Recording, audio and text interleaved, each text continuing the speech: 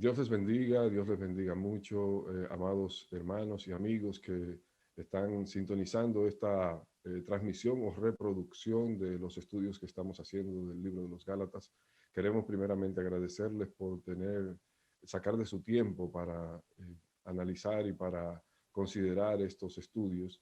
Y queremos expresarle también que desde el Ministerio Apologético Razón y Fe y la Iglesia La Puerta Estrecha, nuestro propósito con estos estudios es precisamente contrarrestar falsas doctrinas que han estado circulando desde tiempos antiguos, pero que hemos visto un resurgimiento en este tiempo. Acompáñenos en este estudio del libro de los Gálatas, donde estaremos viendo versículo por versículo en un estudio exhaustivo de esta carta del apóstol Pablo a la iglesia de los Gálatas, y donde estaremos tratando de demostrar que existe un solo evangelio. El título del estudio es Un Evangelio Diferente y lo estamos haciendo intersemanalmente. Sin embargo, todos los estudios estarán disponibles mediante esta plataforma. No olvide suscribirse para darle seguimiento al resto de los videos que subimos. De parte de la Iglesia La Puerta Estrecha y del Ministerio Apologético Razón y Fe, una vez más le agradecemos su tiempo y su sintonía. La semana anterior, la vez anterior, recuerden que estamos cada 2 semanas, pero la vez anterior estuvimos en la lección número 4 viendo la segunda sección de cómo dividimos el libro de Gálatas. Por cierto, como compensación o como agradecimiento a las personas que se suscriban en la lista de correos y de teléfonos que estamos haciendo, le vamos a enviar la presentación en formato de PDF o PowerPoint y le vamos a enviar también los bosquejos que hemos estado utilizando para el estudio de Gálatas, de manera tal que usted pueda o repasarlo en su casa, o si usted quiere preparar algún material de estudio, siéntase libre de usar lo que le vamos a enviar para difundir las doctrinas que estamos extrayendo de este libro de los Gálatas. Eso es como un agradecimiento a las personas que se suscriban. Ok, estamos en la sección personal del libro y la semana anterior, la vez anterior, vimos las dos primeras partes, el punto A y el punto B de lo que ustedes ven en su pantalla ahora, que fue desde Gálatas 1:11 hasta Gálatas 1:14. Eso lo vimos la vez anterior. Vimos cómo el apóstol Pablo defendía el origen de su evangelio, explicando que su evangelio no venía de segunda mano, sino que había sido recibido directamente por parte del Señor, de parte del Señor Jesucristo. Y vimos también que él introdujo su pasado como enemigo del Evangelio y se presentó sin mucho rodeo, se presentó como un anterior perseguidor de la iglesia y presentó sus credenciales como judío radical. De esta porción entendimos que Pablo estaba demostrando que su insistencia en que la ley nos salva no procedía de un desconocimiento de la ley. Y además estaba demostrando que el evangelio que él estaba predicando es un evangelio que lo había recibido directamente de manos de nuestro Señor Jesucristo. Vamos a entrar inmediatamente en la continuación y esperamos que Dios nos ayude a llegar hasta la última parte, la parte de, pero como les hemos dicho otras veces, estamos adelantando este proceso sin prisa, aunque sin pausa. Vamos a ver en Gálatas capítulo 1, versículo 15, y eso nos va a llevar a el slide número, creo que es el número 11.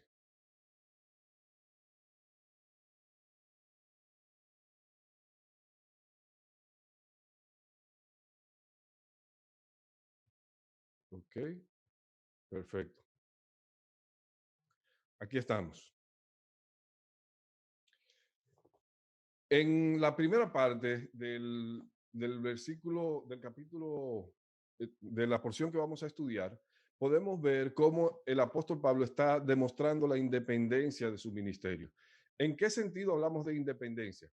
Acuérdense que probablemente una de las acusaciones que le estaban dando a Pablo es que él había recibido el evangelio de segunda mano y que su ministerio no era un ministerio como el de los demás apóstoles, sino que era un ministerio que dependía y que no, aparentemente no había entendido bien. Pues Pablo está defendiendo la independencia de su ministerio en Gálatas 1, del versículo 15 hasta la primera parte del capítulo 2, el versículo 2 específicamente. Y inmediatamente del versículo 15 hasta el versículo, la primera parte del versículo 17, vemos que él habla de cómo fue su proceso de obediencia al llamado. Recuerde que estamos en la sección personal de la argumentación del apóstol Pablo en la carta a los Gálatas. Leamos Gálatas 1 del versículo 15 a la primera parte del versículo 17. Pero cuando agradó a Dios, que me apartó desde el vientre de mi madre y me llamó por su gracia, revelar a su Hijo en mí para que yo lo predicase entre los gentiles, no consulté enseguida con carne y sangre, ni subí a Jerusalén a los que eran apóstoles antes que yo. ¿Qué estamos viendo aquí?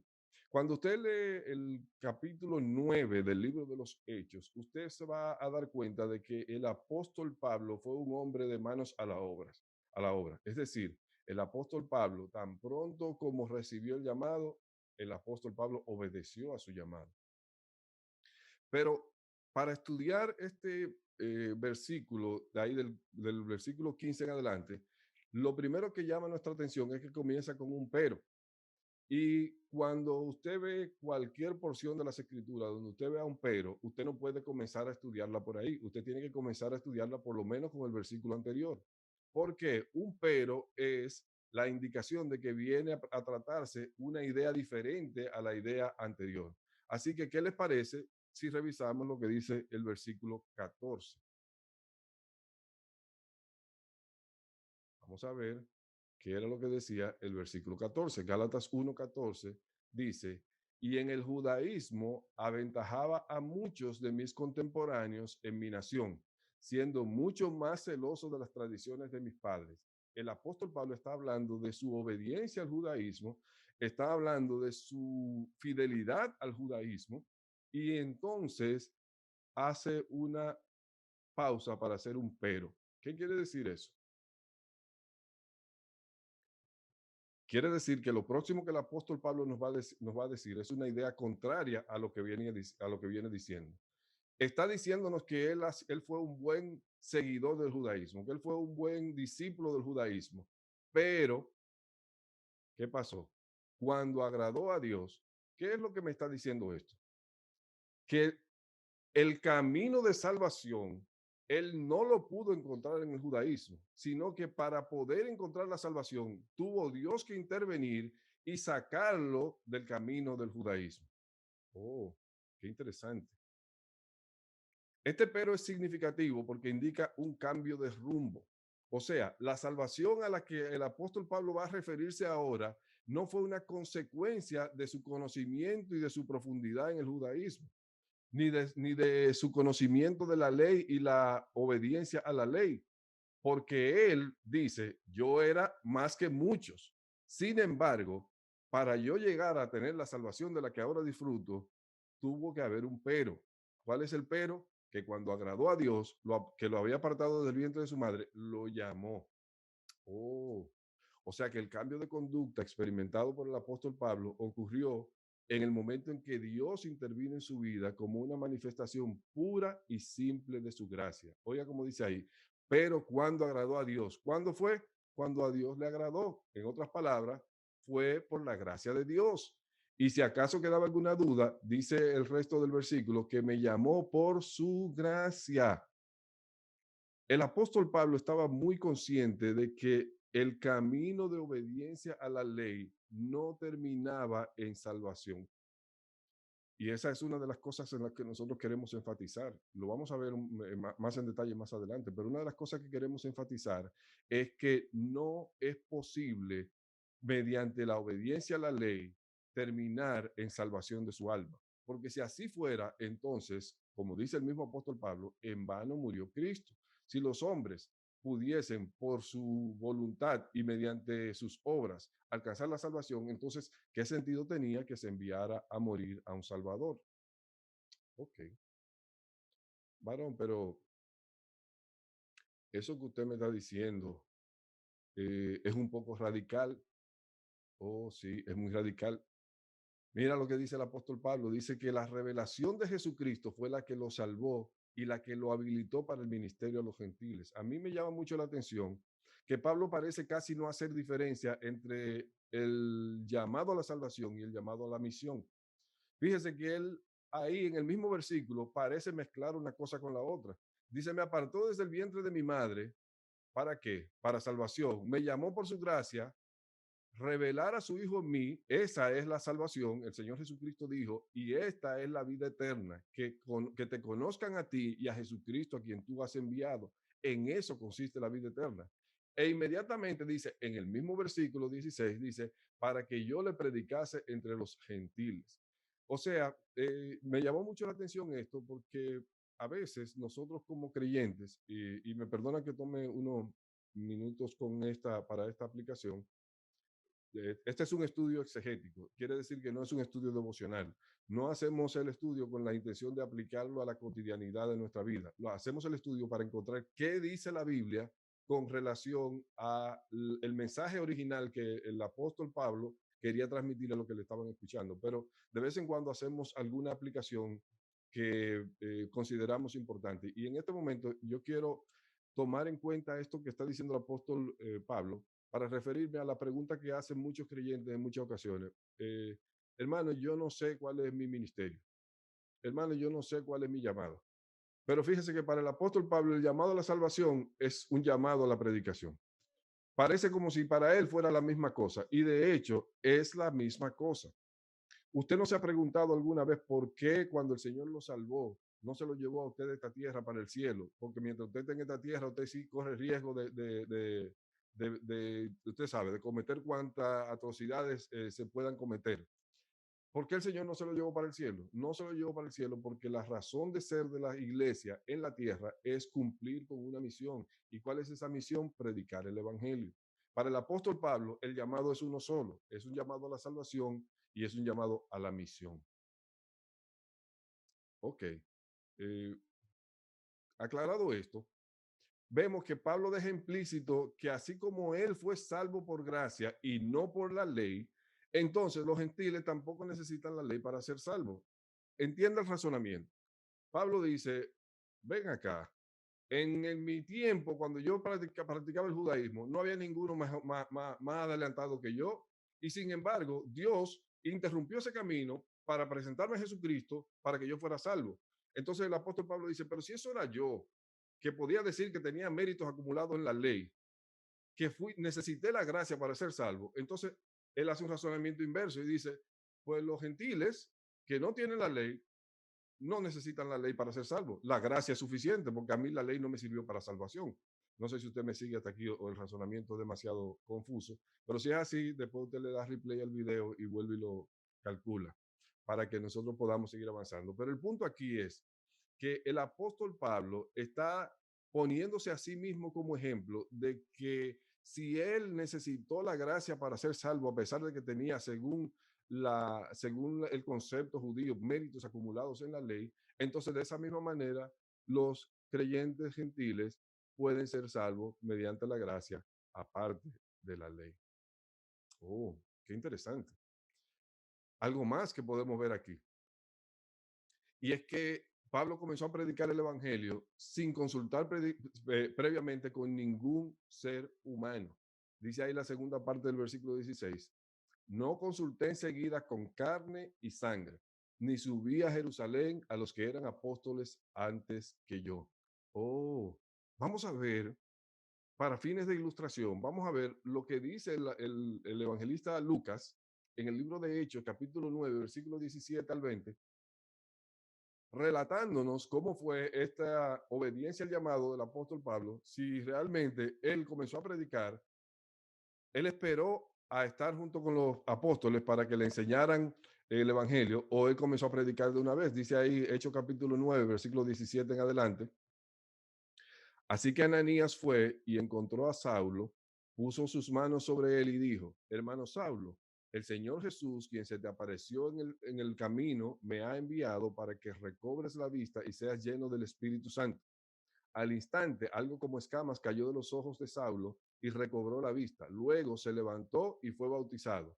Después comió algo y recuperó las fuerzas. Saulo se quedó unos días con los creyentes en Damasco. ¿Y qué dice ahí el versículo 20? Y enseguida. ¿Cuánto tiempo esperó el apóstol Pablo?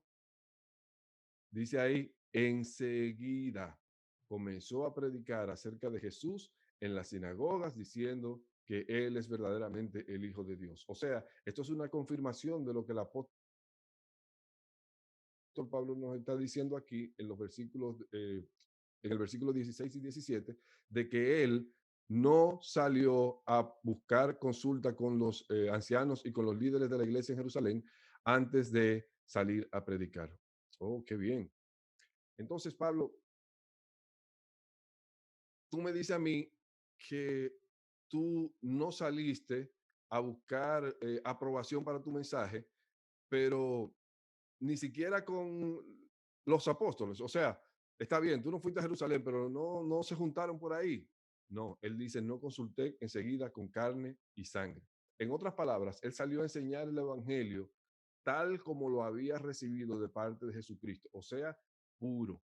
Recordemos que el apóstol Pablo quiere dejar bien sentado que el evangelio que él predica es un evangelio puro. Es posible que él estuviese siendo acusado de que recibió el mensaje del evangelio de los apóstoles, incluyendo la circuncisión, pero que luego él cambió el mensaje, sea porque se le olvidó o sea porque por alguna razón él quiso sacar la circuncisión del mensaje original del evangelio. Pues el apóstol Pablo nos está diciendo, no, mira, yo lo recibí caliente y así caliente como lo recibí, salí a entregarlo. Puro como lo recibí, así mismo salí a entregarlo. Gloria a Dios. Veamos la primera conferencia apostólica de Pablo. Gálatas capítulo 1, versículo 17, la última parte del versículo 17 hasta el versículo 20. Dice, sino que fui a Arabia y volví de nuevo a Damasco. Después, pasados 3 años, subí a Jerusalén para ver a Pedro y permanecí con él 15 días, pero no vi a ningún otro de los apóstoles, sino a Jacobo, el hermano del Señor. He aquí delante de Dios que no miento. Ah, el apóstol Pablo nos dice que no fue que él no vio a los apóstoles, sino que él ya tenía 3 años de ministerio cuando él subió por primera vez a tener una conferencia con los apóstoles. Pero en esa conferencia apostólica, él no se reunió con todos los apóstoles. Nos deja saber que él vio solamente a Pedro y a Jacobo, el hermano del Señor, que por cierto, no está entre los originales 12, pero el libro de los Hechos demuestra que él fue una especie de cabeza de la iglesia en Jerusalén, a pesar de que anteriormente no había creído en el Señor Jesucristo. Dice el apóstol Pablo que fue a Arabia y que su primera conferencia la tuvo 3 años después en Jerusalén con el apóstol Pedro y con el apóstol Santiago. O sea, la mayoría de los eruditos coinciden en que esta primera visita a Jerusalén fue la que se narra en el libro de los Hechos, capítulo 9, versículo 26 al 31. Anote la cita para que cuando usted esté haciendo su estudio personal, usted lo compare y se dé cuenta de que hay mucha coincidencia entre esta visita a la que se refiere Pablo ahí, entre las características de esta visita y la que relata Lucas allá en el libro de los Hechos, capítulo 9, versículo 26 al 31. O sea, estamos viendo al apóstol Pablo diciéndonos que él tiene un evangelio independiente, o perdón, tiene un ministerio independiente. Esta conferencia de la que se habla ahí, en la porción de la escritura que acabamos de leer, no parece haber tenido el objetivo de conciliar su mensaje con el de los apóstoles. De hecho, él dice, yo no los vi a todos, yo vi solamente a uno y apenas estuve por allí 15 días. Como esto parece algo como tan difícil de creer, es posible que esa sea la razón por la que el apóstol Pablo agrega un juramento en el versículo 20. Ciertamente, las características de este juramento tienen las características de un término legal como una especie de certificación, pero el apóstol Pablo probablemente deja este juramento allí porque cualquiera podía poner en duda su afirmación de que él no había sido entrenado directamente por los apóstoles o que simplemente no había tenido tiempo de reunirse con todos ellos. Oiga, como dice él, he aquí delante de Dios que no miento. El apóstol Pablo está tan seguro de que a pesar de que no parezca lógico, las cosas son así, que invoca al mismo Dios como su testigo, delante de Dios que no miente. Eso es lo mismo que un juramento.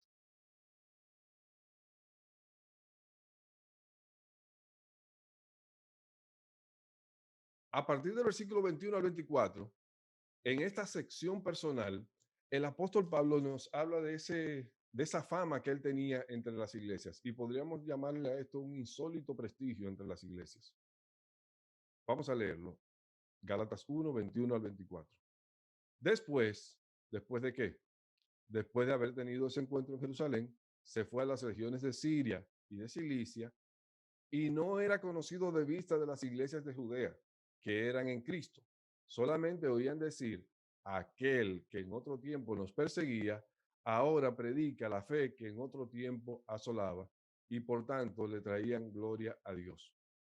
Pablo continuó su labor apostólica a pesar de que no había sido enviado por los apóstoles originales. Él fue, tuvo su reunión y de ahí él siguió en lo suyo. Aunque las iglesias de Judea no le conocían físicamente, dice aquí, ahí en la primera parte del versículo 22, aunque las iglesias de Judea no le conocían físicamente, sí poseía una fama entre ellas. Y esa fama se debía a que la causa original de que las iglesias salieran de Jerusalén fue precisamente a causa del apóstol Pablo, que en ese tiempo se llamaba Saulo de Tarso. O sea que ellos lo conocían de oído, porque ustedes saben que la iglesia fue dispersada, eso lo encontramos allí en Hechos capítulo 7, eh, la dispersión ocasionada después de la muerte de Esteban, Hechos capítulo 7 y 8. Sin embargo, ellos tenían gran asombro porque resultaba inimaginable que precisamente el que antes quería destruir la iglesia ahora se había convertido en un edificador de iglesia y en un plantador de iglesia. Por eso es que él hace mención aquí de esta fama, de este insólito prestigio que él tenía entre las iglesias de Judea. Y fíjese que a consecuencia de eso, dice ahí el versículo 24, glorificaban a Dios en mí. El apóstol Pablo tiene cuidado de dejarnos saber. Ustedes recuerdan que él comenzó su testimonio hablando de su vida antigua y de cómo él fue perseguidor de la iglesia. Sin embargo, el testimonio del apóstol Pablo termina en darle la gloria a Dios. Recuerdan que dijimos la semana anterior, tomamos unos minutos para hablar de la manera correcta en testificar y les decíamos que usted no debe negar su pasado, usted debe dejarlo saber para que la gente sepa de dónde Dios lo sacó, pero al final lo que usted tiene que hacer énfasis es en darle gloria al Dios que lo sacó de allá donde estaba. Fíjese cómo el apóstol Pablo tiene el cuidado aquí de decir, las iglesias, aunque no me conocían personalmente, le daban gloria a Dios porque oían decir que el que antes las perseguía, ahora predica la fe que asolaba. Yo quiero resaltar algo a favor del argumento que estamos sosteniendo en este tiempo. Quiero resaltar algo que nota, que sale, que queda aquí como entretejido. Es que Pablo probablemente está tratando de enfatizar el poco contacto que tenía con la iglesia en Jerusalén y en Judea como parte de su argumento a favor de la independencia de su apostolado. O sea, quizás el apóstol Pablo está diciendo, no, no, no, es que yo no era ningún personaje favorito dentro de la iglesia, yo ni siquiera era muy conocido, yo no tengo una fuente de la que puedan decir, ese fue el que me predicó o me enseñó a mí el evangelio que yo estoy enseñando. Pero también note esta expresión que a veces la pasamos por alto, pero que hoy yo quiero que usted se detenga en ella. ¿Qué era lo que decían aquellas iglesias? Decían, aquel que en otro tiempo nos perseguía, ahora predica la fe que en otro tiempo asolaba. Aquí yo quiero que hagamos un ejercicio, usted y yo, y ahí entre la palabra, entre el artículo la y fe, coloque la palabra misma. Lo podemos hacer porque gramaticalmente queda implícita. Y ahora usted léalo de esta manera. Ahora predica la misma fe que en otro tiempo asolaba. O sea, el apóstol Pablo está diciendo, no solamente es que yo recibí el evangelio directamente de parte de Dios y no solamente que yo salí a predicarlo sin necesidad de tener un permiso de los apóstoles, es que cuando se oía decir por ahí qué era lo que yo estaba predicando, nadie decía que yo estaba predicando un evangelio diferente. Al contrario, las iglesias se asombraban porque decían, la misma fe, el mismo evangelio que nosotros hemos recibido, ese mismo evangelio es que este ahora está predicando. Este argumento tiene fuerza, tiene mucha fuerza. ¿Por qué tiene mucha fuerza? Porque indirectamente el apóstol Pablo nos está diciendo que las iglesias de toda Judea son una prueba, una certificación de que el mensaje que él estaba predicando era el mismo mensaje que esas iglesias habían oído. ¿Y de quién lo habían oído? Lo habían oído de los apóstoles. Gloria a Dios. Ahora no veo ni a Beatriz. Creo que quitó la cámara. Sí, sí, sí, Eh, se ve. ok. Seguimos entonces, amado. Yo tengo mi reloj aquí. Dice que me quedan 15 minutos todavía. Gloria a Dios. El apóstol Pablo entonces nos narra, recuerda que él estaba hablando de su independencia. Entonces era su recuento de los encuentros que él tuvo con los apóstoles y específicamente de las conferencias apostólicas y de más o menos cuál era el objetivo de esas conferencias y cuáles eran los temas que se trató allí. Entonces la segunda de esas conferencias aparece aquí en Gálatas capítulo 2, los versículos 1 y 2. Dice así, después, pasados cuánto, 14 años.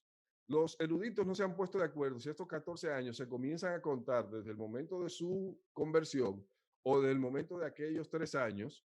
O sea, no sabemos si se le suman 14 más 3 o si son solamente 14, pero lo que él está diciendo aquí es que él volvió a Jerusalén después de cuánto, 14 años más predicando el evangelio y subió con Bernabé, llevando también consigo a Tito.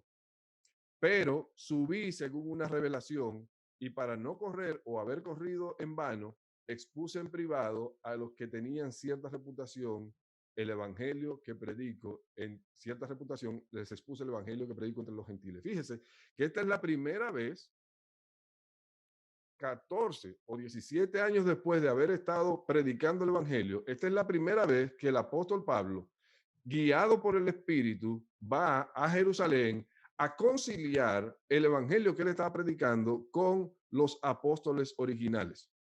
Oh, qué interesante.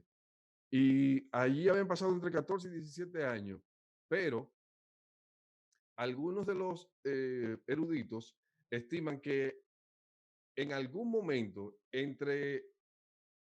durante aquellos 14 años se produjo la visión aquella que Pablo relata en 2 Corintios capítulo 12, versículo 1. Yo lo invito también a que tome nota y que cuando usted tenga tiempo vaya y lea la visión que tuvo el apóstol Pablo, que es un refuerzo más de su argumento en el sentido de que él recibió el mensaje directamente del cielo. Es la visión aquella donde él habla de que estuvo en el tercer cielo. Este segundo viaje sí tuvo como propósito confirmar con los apóstoles si predicaba el mismo mensaje.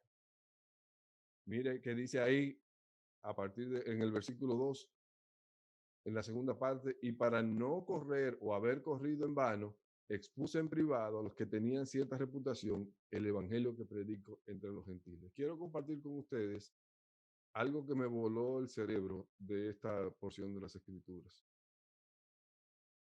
Fíjense que el apóstol Pablo fue a conciliar su mensaje en un momento en que ya el apóstol Pablo se había convertido en el principal misionero de la iglesia. En un momento en que Pablo había plantado muchas iglesias, incluyendo la iglesia de los Gálatas. Sin embargo, hay algo que al apóstol Pablo le preocupa. Y lo que le preocupa es, oye, déjame conciliar con ellos, porque verdaderamente yo recibí esto de parte del Señor, pero es buen tiempo este para yo ir a ver si esto que yo estoy predicando es lo mismo que ellos predican. Y oiga lo que él dice, para no correr o haber corrido en vano. Deténgase un momentito ahí. Lo que me voló el cerebro es que para el apóstol Pablo, lo que significaba correr con propósito no eran los números que él hubiera logrado en cuanto a iglesias fundadas, ni en cuanto a creyentes convertidos, ni personas que hayan escuchado el evangelio a través de él. Para él, lo que sí le preocupaba como correr en vano es que Dios le fuera a decir que eso que él estaba predicando era diferente a lo que Dios le había dado. No sé si usted me sigue, si estoy elucubrando demasiado, pero el punto que quiero resaltar es que si el apóstol Pablo, teniendo la credencial de cientos de miles de creyentes que habían creído a través de él y de decenas y decenas de iglesias que ya él había formado, esa credencial para él no era suficiente, sino que él necesitaba verificar que Dios se agradaba del mensaje que él estaba predicando. Gloria a Dios.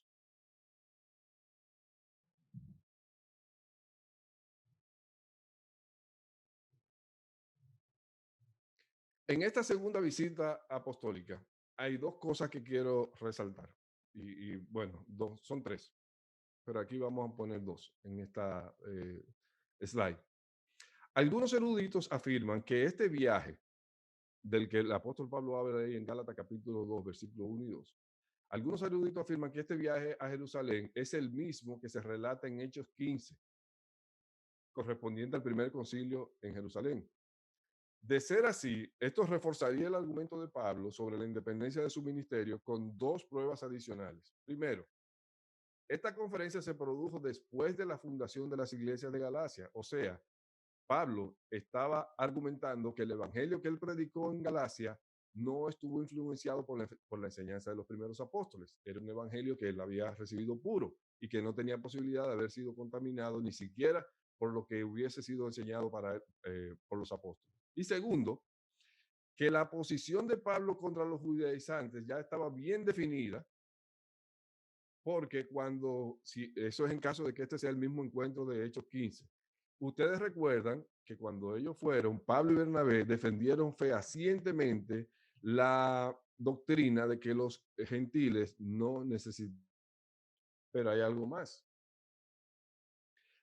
Otros eruditos afirman que esta carta de Gálatas fue escrita antes del concilio de Jerusalén. O sea que ese encuentro que se está refiriendo ahí no es ese. De ser así, esto sería una prueba más de que Pablo siempre tuvo una posición firme y clara en cuanto a la salvación solo por gracia mediante la fe en Jesucristo y aparte de las obras de la ley. Sea que se trate del mismo encuentro o no, Pablo deja claro en su cronología que para el tiempo en que él fundó las iglesias de Galacia, no había tenido oportunidad de conciliar su mensaje con los apóstoles de Jerusalén. En otras palabras, Pablo está estableciendo con mucha claridad que su predicación, su ministerio de apostólico es independiente de la iglesia de los apóstoles en Jerusalén. Estas son nuestras notas y nuestra conclusión sobre este argumento de Pablo defendiendo la independencia de su ministerio. Es posible que Pablo estuviera siendo acusado de no ser un apóstol con el mismo nivel de los 12 autores. Dijeron que él había recibido su comisión de parte de los apóstoles de Jerusalén, pero había mal entendido o mal interpretado el evangelio que se le enseñó, o simplemente había decidido intencionalmente dejar fuera de su mensaje la necesidad de guardar la ley, lo que conllevaría que su evangelio fuera un mensaje incompleto. Para responder a esta acusación, Pablo recuenta los inicios de su ministerio, haciendo énfasis en su independencia de la iglesia en Jerusalén. La cronología relatada aquí demuestra la imposibilidad práctica de que Pablo hubiera predicado en Galacia un evangelio mal entendido de los apóstoles, porque él no había tenido tiempo de conciliar su mensaje con ellos antes de fundar la iglesia de Galacia.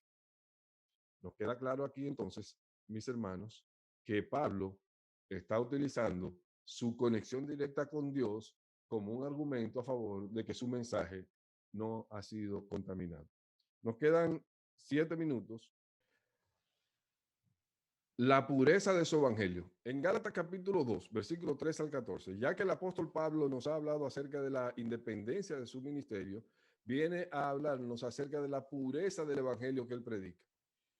Y como parte de la demostración de que ese evangelio es puro, nos relata un episodio donde se demuestra el compromiso férreo que él siempre ha tenido con defender la verdad del evangelio que él predica.